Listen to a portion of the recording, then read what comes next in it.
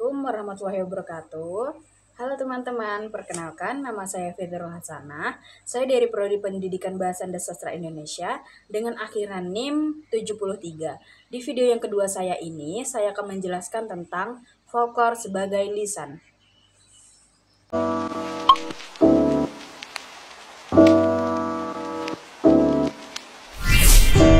Yang pertama yaitu pengertian folklore.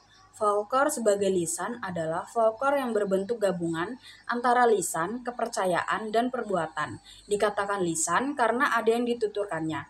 Dikatakan kepercayaan karena sesuai dengan kepercayaan pemiliknya. Dan dikatakan perbuatan karena ada yang dikerjakannya. Liputan folklore sebagai lisan, yang pertama yaitu ada kepercayaan dan takhayul. Apa sih takhayul itu? Menurut KBI 2008, takhayul adalah suatu yang hanya dalam khayal belaka. Kepercayaan kepada sesuatu yang dianggap ada atau sakti, tetapi sebenarnya tidak ada atau tidak sakti. Yang kedua yaitu ada permainan rakyat dan hiburan rakyat. Contohnya, permainan bagasing Kalimantan Timur. Asal muasal bagasing di tanah Kutai muncul dari pohon kayu palele yang buahnya mirip gasing. Daerah Kutai Kartanegara memiliki ciri khas gasing yang terbuat dari kayu yang hanya tumbuh di Kalimantan. Yang ketiga yaitu ada tari Dayak. Tari Dayak berdasarkan fungsinya terbagi atas 3 kelompok. Yang pertama yaitu kelompok tari upacara. Kelompok tari upacara adalah tari yang berfungsi sebagai sarana upacara adat dan agama. Misalnya, tari ajat, temuai, datai, atau nyamut, temuai Dayak, mualang, belian, dan notong, Dayak Kayanat, dan lain-lain. Pada umumnya, tari upacara ini dilakukan lebih dari 1 orang atau 1 kelompok baik laki-laki maupun perempuan atau dilakukan secara bersama-sama.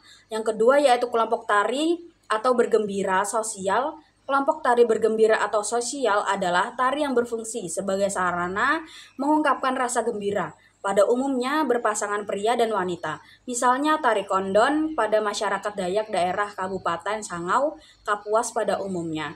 Tari jonggan Dayak Kanayat. Yang ketiga yaitu kelompok tari tontonan.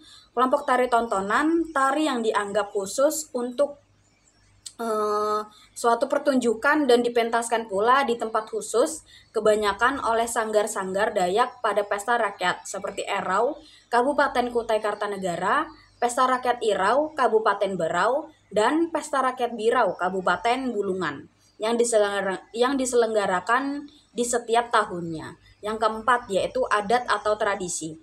Adat lebih menekankan pada aturan yang berarti cara yang telah ditetapkan harus dituruti dan tidak atau perbuatan yang harus dijalankan, seperti adat sopan santun, ketertiban, dan lain-lain. Sedangkan tradisi lebih menekankan pada sesuatu yang biasa dikerjakan atau dilakukan secara berulang-ulang.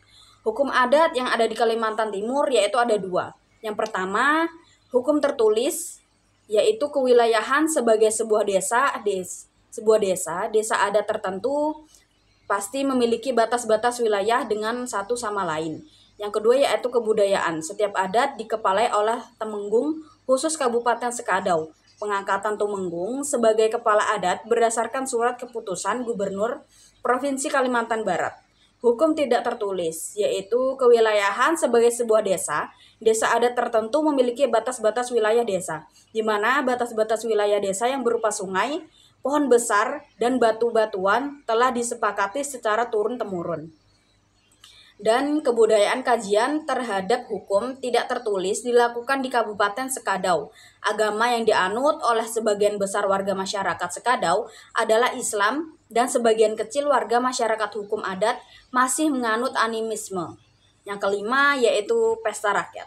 Pesta rakyat adalah sebuah pesta besar atau sebuah acara meriah yang dilakukan dalam rangka memperingati atau merayakan sesuatu yang diselenggarakan di tempat terbuka atau tertutup, jalan umum, gedung, atau kantor dengan menggunakan organ tunggal dan atau alat musiknya baik dengan penyanyi maupun tidak.